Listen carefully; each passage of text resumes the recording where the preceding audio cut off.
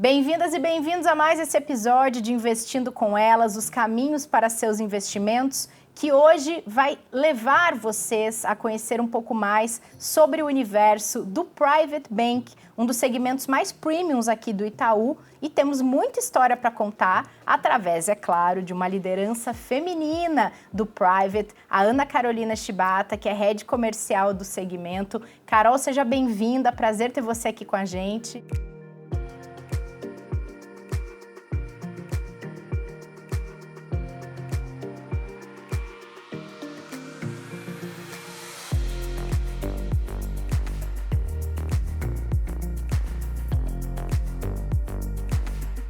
Bom, a gente está trazendo histórias de mulheres aqui do Itaú, lideranças de mercado. Quero saber como começou a sua. Você começou já muito jovem nesse mercado financeiro, né? Isso mesmo. Enfim, eu tenho 20 anos de casa, 20 anos dos quais, enfim, eu passei por diferentes papéis, né, aqui dentro.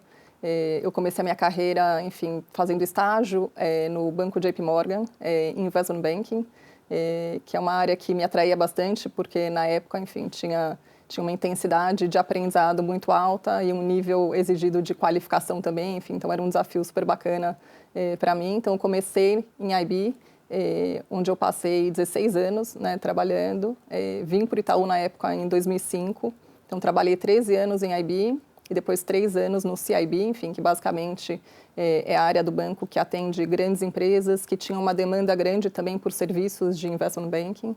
Então, eu sou super grata ao banco que assim, me permitiu passar por diferentes áreas, principalmente ali no começo no Banco do Atacado, até que no começo de 2021 eu fui convidada para assumir a área de novos negócios no Private, que foi um desafio novo, né? Enfim, tocar a relação com muitas das famílias que estavam começando uma jornada de investimento ali junto ao Private Banking. E estou lá desde então, enfim, esse ano assumi o time comercial e estou super contente. Mas você mencionou que você está há 20 anos no Itaú, mas a sua história com investimentos é anterior, né? Na sua vida também, vem de casa o interesse pelo assunto? Quando é que isso começou? Legal. Até falando um pouquinho, eu vi um pouco dos outros episódios, né? Você fala um pouquinho sobre a jornada de investimento, o quanto o dinheiro, né, assim, representa relação um pouco... com o dinheiro, Exatamente. Né? Eu brinco que na minha casa, enfim, meus pais sempre falavam para mim e para minha irmã que, enfim, a educação seria a nossa principal herança. Né? E acho que ao longo dessa jornada eles mostraram para a gente o quanto que o estudo e o trabalho era a maneira como a gente tinha de conquistar os nossos sonhos materiais, né? E para mim, enfim, a relação com o dinheiro, a relação com investimentos começou desde cedo. Eu sempre gostei muito de números, enfim, gostava de pesquisar preço, de, enfim, de poupar, enfim, sempre fui poupadora até ter 3 filhos, né? Eu brinco que depois que a gente tem 3 filhos fica muito mais complicado. E eu me lembro, eu fiz, enfim, GV, fiz administração de empresas, e na época que eu entrei na faculdade, eu era super curiosa, eu tive uma vontade muito grande de começar a trabalhar desde cedo, né? E lá você tem que, enfim, você só pode começar a estagiar a partir do, se não me engano, do 3º ano. E logo no começo um professor falou para mim, você quer trabalhar, então você vai ser monitora de contabilidade. Eu acho que eu ganhava algo como meio salário mínimo na época, e era um dinheiro que eu ganhava, gostava de guardar e gostava de investir. Então, eu comecei desde cedo, enfim, a montar, na época, a minha carteira de papéis, enfim, de título do governo, que muitos eu carreguei até pouco tempo atrás, assim, então tem papéis, enfim, atrelados à IGPM, que hoje nem mais existem. Então, essa relação com o investimento sempre foi uma coisa que eu gostei muito. Ela veio mais tarde na minha carreira como profissão, mas ela começou, assim, como um hobby desde cedo. Que legal. Que idade tem seus filhos? Meus filhos a Olivia tem 11 anos, a Beatriz tem 9 e o Marcelo 6. Já é uma conversa que existe em casa com eles? Já sim, E qual é a sua estratégia para eles aprenderem desde cedo? Várias aqui já contaram aqui na série sobre as suas. Eu acho que assim, é importante a gente mostrar para eles um pouco do valor do dinheiro, né? Assim, o valor do dinheiro e muito atrelado a isso o valor da educação, que é uma coisa que, né, na nossa casa a gente acredita muito, é um pilar super importante. O valor da educação e o valor do trabalho. Então, acho que são 3 pilares que andam juntos, né, para que eles cresçam, enfim, naturalmente sonhando e entendendo que para eles conseguirem alcançar seus sonhos, enfim, o estudo e o trabalho faz parte dessa jornada, né? Ah, legal. É bacana ter essa conversa desde cedo, né? As meninas que foram passando por aqui deram várias dicas, algumas filhos adolescentes, outras filhos pequenos, outras reproduzem um pouco do que aprenderam com a família, então é legal ver como vocês conseguem também passar adiante um pouco da experiência ali para filhos, sobrinhos, enfim, né? Isso é bacana. Agora, conta um pouco pra gente do Private.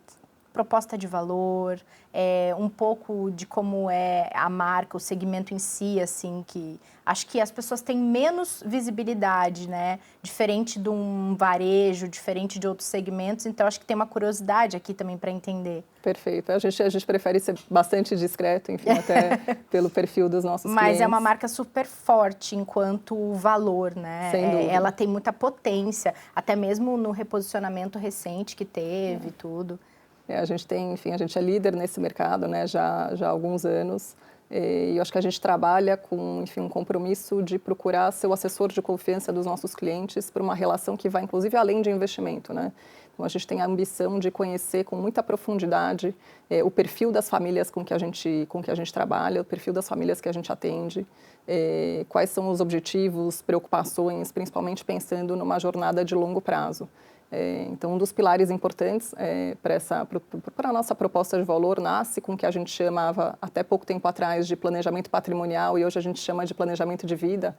Então, a gente procura, enfim, entender pontos dos nossos clientes como sucessão, como governança familiar, eventuais clientes que tenham vontade de, enfim, morar fora do Brasil, enfim, outros temas fiscais, tributários e societários também. Então, a gente procura entender o cliente como um todo, para fazer a gestão dos investimentos da melhor maneira possível, né? Então, quando a gente pensa na gestão dos investimentos, a gente trabalha já há muitos anos fazendo uma gestão global dos recursos dos nossos clientes. Então, a diversificação aqui offshore é algo que está com a gente já há muitos anos e é um pilar super importante para as famílias que a gente atende. E, além disso, a gente é um full bank, então a gente consegue atender o cliente, né, nas comodidades e nas demandas que eles tenham no dia a dia, enfim, até demandas de crédito. E hoje em dia, né, cada vez mais conectando esse cliente com outras áreas do banco, dependendo da demanda que ele tenha. Então, tem muitos dos nossos clientes, por exemplo, que são acionistas de empresas, são executivos de empresas, que também são ou poderão ser atendidas pelo Itaú. Então, a ideia é que a gente consiga simplificar a vida das famílias com que a gente trabalhe e conectando nas diferentes áreas dentro do banco. E curioso uma coisa que você traz, um olhar sobre as famílias, né?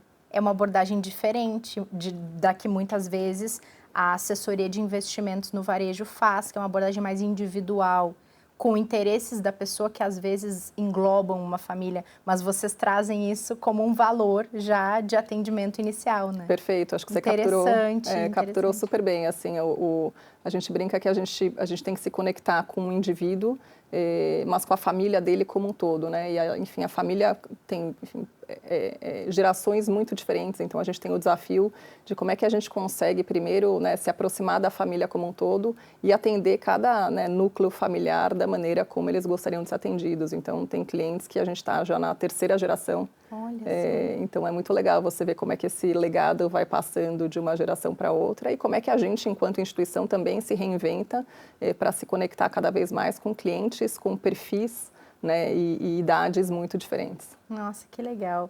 E esse olhar que o Private tem de mais amplo do que investimentos para a vida financeira do cliente, é uma coisa que no mercado se percebe que aos poucos vai saindo do segmento Private e se inspirando nele, né?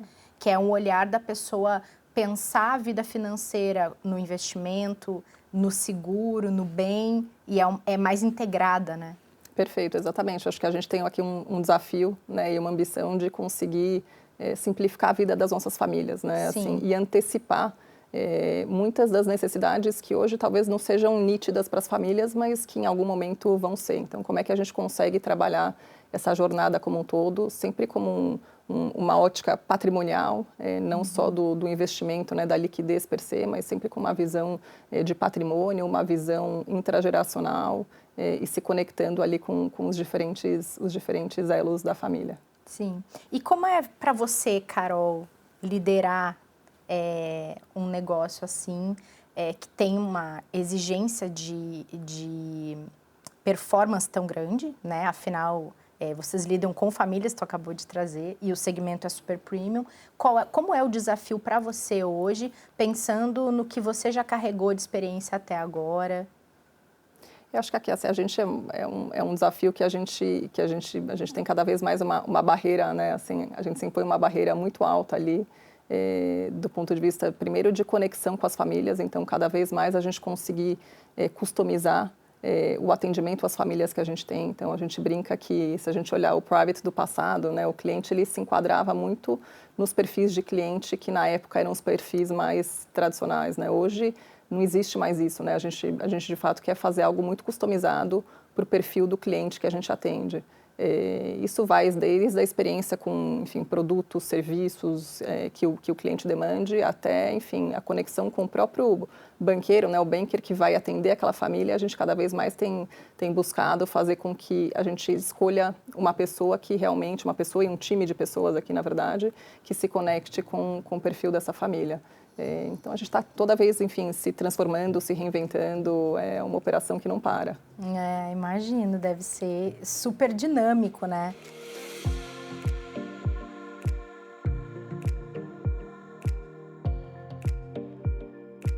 A gente tem abordado também um pouco com as nossas convidadas aqui da série, um pouco de aprendizados ao longo da carreira, né? Você passou por várias etapas, desde que está aqui no Itaú também, e por várias áreas, até ocupar uma posição de liderança, que a gente sempre aborda de uma maneira que é grande, mas ainda tem espaço para ter mais mulheres nessas posições, né?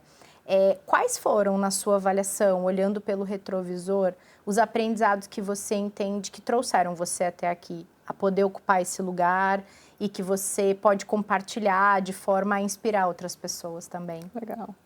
Eu acho que o pensamento de dono, assim, você ter um nível de responsabilidade, comprometimento com o que você faz e principalmente pelo cliente, que ele não é restrito ao seu papel, né? Então, assim, eu nunca tive a postura de falar, olha, essa não é minha função, ou essa não é um problema da minha área. No fundo, se é um problema do cliente, eu acho que a gente tem que ter aqui o compromisso, não tem muita fronteira, para que a gente consiga, enfim, atender o cliente e resolver muitas das dores ou oportunidades que esse cliente vem a ter. Então, acho que esse pensamento de dono foi algo que sempre foi muito presente e, para mim, natural, porque eu adoro trabalhar, assim, é uma coisa que eu faço com paixão, com prazer. Meu marido, enfim, eu sou casada há 18 anos, né? Ele brinca comigo porque ele fala assim, a gente fez o juramento, né? Na saúde e na doença, na alegria e na tristeza, mas com você trabalhando. Então é algo que realmente, acho que assim, quando a gente gosta do que faz e acho que tem esse compromisso de atender bem o cliente, você fica um pouco sem fronteiras e sem barreiras, né? Então acho que isso foi uma coisa que sempre me ajudou e me guiou bastante. Acho que um outro lado importante é ter, assim, que eu tento também estimular muito no time, né, uma visão estratégica, ou seja, como é que a gente fazendo o nosso papel aqui, você consegue, enfim, se adequar e no final, como é que você consegue contribuir para a estratégia do banco como um todo, com a estratégia da sua área de negócios, né, ou seja, ter uma visão mais estratégica do todo, para que você faça, enfim, desempenhe um pouco do seu papel ali, contribuindo para isso e, ao mesmo tempo, também alimentando a liderança com inputs de quem está no dia a dia, né, no dia a dia das famílias, no dia a dia dos clientes, para que a gente consiga fazer sempre essa jornada de transformação. E acho que, além disso, assim, muita determinação, assim, muita resiliência. Eu acho que, né, a gente que trabalha nesse mercado há muitos anos, a resiliência é uma coisa que faz parte, e paixão pelo trabalho. Olha, legal. E quando você não está trabalhando? Quem é a Carol quando ela não está trabalhando? Eu adoro, enfim, eu tenho 3 filhos, né? Então a gente está num momento de vida diferente, né? Acho que da Carol há 11 anos atrás. Então eu brinco que a prioridade quando eu não estou trabalhando, eu gosto muito de ficar com os meus filhos. A gente adora viajar, então assim, a gente procura sempre ir para um destino assim, fora de São Paulo, se conectar um pouco com a natureza nos finais de semana. E o esporte, assim, o esporte é um hábito que eu carrego, assim, diariamente, algo que me ajuda muito no dia a dia pessoal, profissional, e também acho que é algo que a família como um todo aprendeu a valorizar, então acho que é muito comum, assim, a gente está sempre em família, sempre tentando, enfim, estar em contato com a natureza, viajando e fazendo esporte. Que esporte você pratica? Eu faço de tudo assim um pouco, né? Eu corro, eu faço pilates, nado, assim, eu brinco, assim, eu faço um pouquinho de tudo. Ah, legal. Aqui já passou corredora, nadadora, jogadora de futebol. Deixa eu ver se eu lembro de mais algum. Ah, yoga já passou por aqui também, que eu lembre, foram essas que trouxeram, mas é muito importante até para lidar com os desafios do dia a dia, né? A gente tem hoje em dia uma discussão tão forte sobre saúde mental, tanto dentro do banco como fora, e a prática de atividade física, ela ajuda bastante a aguentar essa rotina, né? Não, sem dúvida, assim, eu brinco que todo mundo começou talvez a fazer por uma questão de, né, de bem-estar físico, e eu acho que hoje ele é muito mais até, enfim, espiritual, mental, eu acho que é algo que ajuda a dar uma balanceada nessa rotina maluca que a gente tem, né? Com certeza.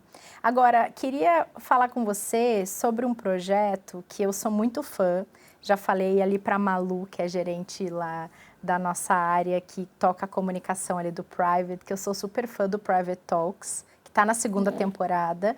Para quem não acompanhou ainda, o Private Talks é uma série de entrevistas que está no YouTube do Itaú Private Bank. Inicialmente foi mais focada em empreendedorismo, né, Carol? E agora está um pouco mais focada em arte, saiu um pouco do universo do mercado. Mas eu queria que você contasse um pouco sobre a sua experiência, porque, de certa maneira, você conduzindo as conversas, você foi adquirindo uma habilidade nova, profissional, que não é da sua formação de origem, né? Exatamente. Isso é super legal. Eu acho que a gente está sempre, né, assim, se reinventando, né? Assim, o Private Talks foi uma iniciativa super bacana do banco e do Private, do time de comunicação, muito inspirada no fato de que a gente quer se conectar com os nossos clientes numa fronteira que vá além de investimento, né? Como eu disse. E aí a ideia era muito falar sobre temas que, enfim, os nossos clientes, enfim, se identificam, valorizam, e são temas que a gente acha que são legais cultivar nessa relação. Então, a primeira temporada, que foi a temporada que eu conduzi as entrevistas, ela foi focada em inovação e empreendedorismo, que é algo que, enfim, é super relevante para os nossos clientes, e principalmente quando a gente pensa nas próximas gerações, né, que também é uma geração que cada vez mais a gente quer estar próximo. E a gente trouxe, enfim, convidados super bacanas, assim, com jornadas muito diferentes, para falar um pouquinho da sua carreira pessoal, dos principais desafios, oportunidades, enfim, como é que foi um pouco dessa jornada dentro do mundo de inovação e empreendedorismo. E deu super certo, enfim, e a ideia agora é a gente ter, enfim, cada vez mais novas temporadas com temas de interesse para os nossos clientes. Então, a segunda agora está sendo conduzida por o nosso querido William Reusler, sobre arte e cultura. Então, tem vários assim, entrevistados super bacanas, vale a pena dar uma conferida. E como foi para você aprender a entrevistar? Olha... Foi legal? Se divertiu? Eu me diverti, mas eu falei que assim, para mim é mais fácil tocar, né? Tocar a lojinha, cuidando dos nossos clientes, da nossa operação, mas foi um desafio super bacana. E acho que o mais legal de tudo, assim, além de você estar se desafiando com um skill novo, é você, enfim, conhecer com mais profundidade a história de grandes nomes, que a gente tem o prazer e a honra de conversar. Então, foi super bacana, assim, eu adorei. Ai, que bom. Porque essa habilidade de comunicação, várias convidadas já tocaram nesse assunto aqui, que algumas eram super tímidas e tiveram que aprender porque necessitava daquilo no seu dia a dia, e quanto mais alto o degrau que elas subiam como líderes, mais a necessidade delas desenvolverem essa habilidade, que na verdade é uma habilidade, né? Ela pode ser treinada. Para mim foi algo muito similar, assim, porque, enfim, eu era uma criança tímida, assim, foi super, era super estudiosa, assim, então não era do perfil comunicativa, nem super extrovertida, assim, essa não era o meu perfil. Mas logo que eu comecei a trabalhar, assim, e trabalhando muito, principalmente na época do IB, você tem que aprender, o skill comercial, ele é um skill importante para todo mundo, né? E você, na época, na minha função, a gente tinha que, no final, convencer muito o cliente a posicionar a empresa, o negócio dele, para uma transação estratégica, que talvez seja a transação estratégica mais relevante na vida da companhia. E você tem que posicionar aquela história para um cliente que conhece mais da empresa e do setor do que qualquer um, e de tal forma com que muitos investidores, enfim, tenham o interesse de investir naquela tese. Então, se você não sabe se comunicar, se você não sabe, né, assim, ter a sensibilidade de perceber o perfil do seu cliente, as especificidades do setor, enfim, do momento de mercado, esse trabalho fica muito mais difícil. Então é algo que no final assim é um novo desafio que você tem que aprender a lidar, e isso começou desde cedo. Ah, que legal, é interessante ver. E é interessante ver como, independente do rumo da nossa carreira, ele seguir num mesmo segmento, numa mesma área, sempre tem uma oportunidade de aprender uma coisa nova e, de repente, se identificar até com uma coisa nova, né? Isso é uma coisa que muitas pessoas me questionam, sabe? Porque eu tive a oportunidade, eu agradeço, sou muito grata ao banco de ter me dado a oportunidade de passar por diferentes áreas de negócio. Mas acho que um dos motivos pelo qual, assim, sempre, na dúvida, eu sempre guiei as minhas decisões era, poxa, onde é que eu consigo aprender mais, né? Onde é que eu consigo, talvez, dar um novo salto de conhecimento, de aprendizado? Eu sempre fui muito curiosa. Então, acho que quando você tem um pouco dessa vertente, esse guia de decisão, isso te ajuda a tomar muitas decisões. Eu acho que, na dúvida, se, assim, eu brinco, se você está aprendendo, você está no caminho certo, né? Com certeza.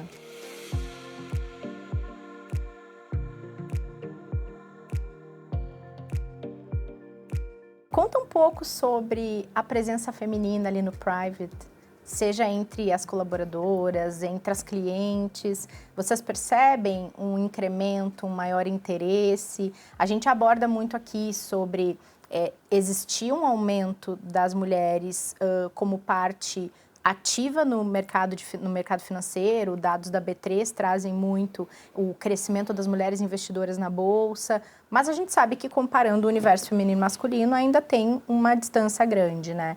Mas existe um interesse muito grande, né? A B3 sempre traz que o público consumidor do ambiente de aprendizado educacional que eles têm é majoritariamente feminino. Conta um pouco dentro do universo private como é que funciona isso. É curioso, né? Hoje essa estatística vem crescendo, então no private mais ou menos 46% dos nossos clientes já são mulheres. O desafio é que quando a gente olha a estatística dos tomadores de decisão, que a gente chama, né, os decision makers, enfim, principalmente no que tange a tomada de decisão em relação a investimentos, essa estatística cai para 25%. Ou seja, a mulher, ela é um público, né, enfim, muito relevante dentro da nossa base, mas ainda pouco representativo do ponto de vista, né, da pessoa que realmente toma as decisões de investimento. E para a gente tem uma ambição muito grande de aumentar essa estatística, né? E a gente trabalha com um pilar super relevante que é a educação financeira. Então a gente tem ali, enfim, vários módulos focados em mulheres para que a gente cada vez mais, enfim, estimule a difundir esse conhecimento e educação financeira dentre as mulheres para que elas passem a formar uma estatística mais representativa do ponto de vista de tomada de decisão. E a gente percebe quando a gente olha a estatística do perfil da mulher versus o perfil do homem no que tange investimento, a mulher ela tende a valorizar mais o assessor financeiro, né? Normalmente é um perfil que ouve mais, que busca o aconselhamento, que acredita numa visão de perpetuação do patrimônio no longo prazo, que tende, enfim, a ter o que a gente chama de mandatos até um pouco mais discricionários, ou seja, ela cata mais as decisões, ou seja, até pelo perfil, talvez, de não achar que sabe tudo, né? Ela tende a catar um pouco mais as decisões, as opções que o assessor passa para ela. Então, tem um universo e uma jornada muito bacana para a gente evoluir nos próximos anos. A assessoria humana no private é o cerne da oferta de serviço, né? Do negócio, assim. A gente quer caminhar com o melhor dos dois. No final, tendo um atendimento humano muito próximo, né, dos nossos clientes e, ao mesmo tempo, fazendo toda uma jornada de evolução de tecnologia para que todo o aparato, enfim, para o cliente que busca um autosserviço ou para, enfim, melhorar a produtividade do próprio time comercial no dia a dia, para ter mais tempo para estar próximo do cliente, seja maximizado.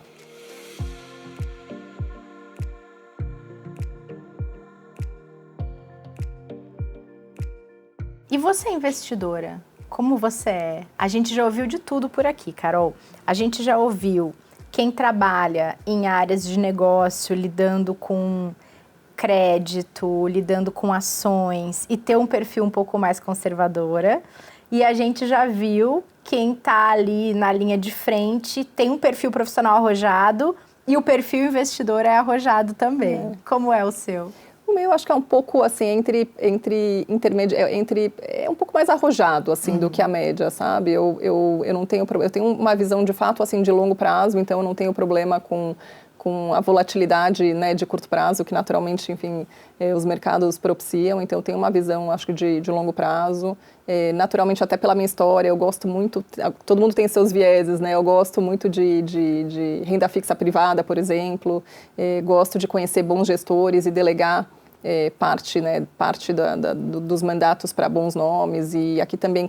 totalmente com uma visão de longo prazo, então não sou uma pessoa que gosta de ficar mexendo, nem tenho tempo, né, junto com o time, por mais que a gente esteja bem assessorado, não é o meu perfil ficar, enfim, rodando muito a carteira. E acho que boa parte do nosso risco também, por outro lado, está concentrado no nosso dia a dia, então a gente também busca ali ter claramente uma preservação desse capital no longo prazo. Ah, legal.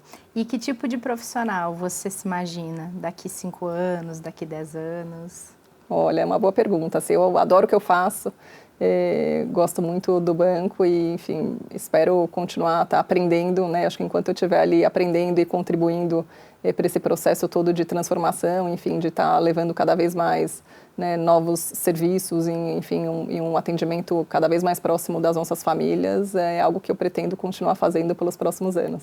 Legal.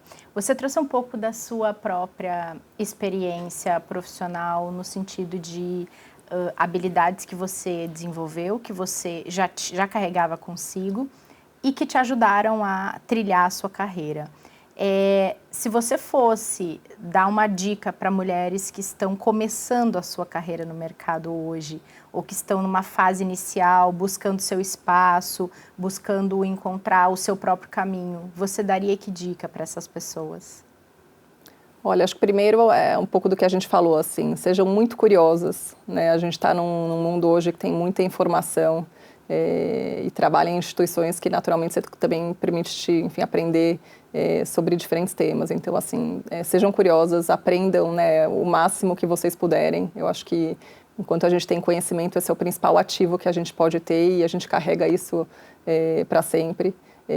Segundo, acho que a mulher ela tem uma capacidade assim de ter uma visão um pouco mais estratégica e de tomar decisões considerando diferentes aspectos, né? Não necessariamente só os que estão na mesa. Então, uma visão do todo é importante, que eu acho que isso ajuda muito. E o terceiro, acho que a gente está numa era hoje de pensar como é que a gente consegue fazer tudo isso alavancando muito, enfim, em dados, em inteligência artificial, em tecnologia, que era muito diferente do que tinha há 20, 25 anos atrás, né? Então, acho que essa jornada também de transformação é algo que enfim, as mulheres e homens todos, acho que tem que estar super conectados, né? E, por fim, assim, eu acho que quando eu era mais jovem, a gente tinha uma falta de, talvez, referências de liderança feminina. E acho que isso, para uma carreira de longo prazo da mulher, era algo que era um desafio, né? Na época, essa diversidade não era um tema. E hoje ela é uma pauta super recorrente, enfim, no banco, acho que em outras áreas. Então, acho que para a mulher, assim, ela não deixar de acreditar que é possível conciliar os dois papéis, né? Acho que um papel de executiva e o papel de mãe. E eu brinco que quando você consegue equilibrar essa equação, tudo fica mais gostoso, assim, e vale a pena. Em quem você se inspirava quando você começou? Você disse que não tinha muitas referências, né? Quando eu comecei era difícil, assim, até porque eu vim de uma área que era muito dominada, né, assim, era uma área majoritariamente masculina, assim, sem referências de lideranças femininas em si. Eu acho que é algo que a gente vai, assim, com o tempo você vai desenvolvendo, assim, a mulher também tem seu próprio instinto, e eu acho que a gente é muito determinada, assim, a conseguir, assim, também quebrar um pouco dos vieses e conseguir conciliar diferentes papéis, assim. Então, acho que no começo da minha carreira eu não tive uma referência, né? Hoje acho que as referências são muito mais vastas e disponíveis, mas acho que no passado era um desafio muito maior. Hoje você tem para quem olhar e você troca com outras mulheres, lideranças, para te ajudar no desenvolvimento da sua carreira? Sim, acho que até ali no Private é curioso porque a gente tem uma estatística de liderança feminina bem relevante. Que legal. Até, assim, olhando para o meu universo, no meu time, a gente está falando de mais de entre 50% e 60% da liderança é uma liderança feminina. Então, a gente troca muito, é super divertido, é gostoso, são pessoas que você cria um vínculo que vai muito além do trabalho. né? E eu acho que eu brinco, quando você consegue criar esses vínculos pessoais, essa jornada fica muito mais gostosa, né? E de certa maneira, a liderança feminina, ela vai conseguir tangibilizar mais o que as mulheres estão vivenciando, os momentos de vida tão peculiares de cada fase da mulher, né? É diferente o tipo de visão que uma liderança feminina tem para cada momento de vida de uma mulher do que uma liderança masculina que não passa pelos mesmos processos, né? É isso mesmo, é isso mesmo. E quando você decidiu ser mãe, você mergulhou na jornada dupla. Foi um planejamento todo feito? Como é que foi? Olha, assim, para mim foi um planejamento, assim, não foi muito ao acaso, assim, né? Então era algo que eu queria. Mas ao mesmo tempo, enfim, eu estava super, né, sempre fui muito obstinada com a questão do trabalho. Então, o momento de você falar o seguinte, agora eu quero ser mãe, é sempre uma decisão difícil, né?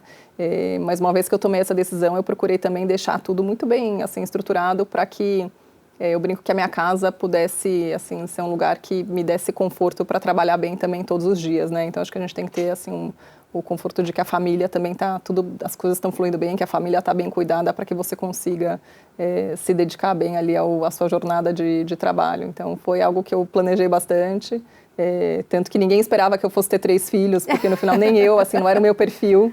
Mas seu plano era ter mais de um já? Meu plano era, assim, eu pensava em ter 2 filhos, e depois quando eu tive a segunda, assim, veio uma coisa que eu falei, gente, será, né? Eu tô ficando louca ou realmente é algo que me deu vontade? Acho que é uma coisa, assim, que no final foi tão gostosa. É desafiador, sem dúvida, né? Mas acho que a mulher, ela tem muito dessa capacidade de conciliar múltiplos papéis, né? Eu acho que isso a gente acaba fazendo muito bem. E daí depois que eu tive a minha segunda, eu falei, quer saber? Eu acho que eu vou ter mais um. Então, você vem de família grande? Não venho, assim, a minha família, na verdade, até assim, quando a gente olha para os meus pais, minha mãe veio de uma família de 4 irmãos, meu pai de 3, mas em casa somos 2. Então era uma família um pouco menor.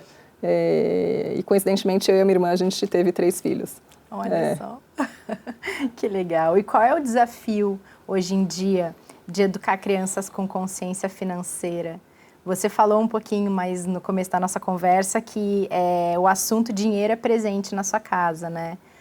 Mas a gente tem uma geração super disruptiva, seus filhos devem já começar numa geração totalmente digital, a inteligência artificial é algo muito presente na vida das crianças hoje também, essa ideia do material, do dinheiro, de onde ele vem, é muito diferente do que 20 anos atrás, né?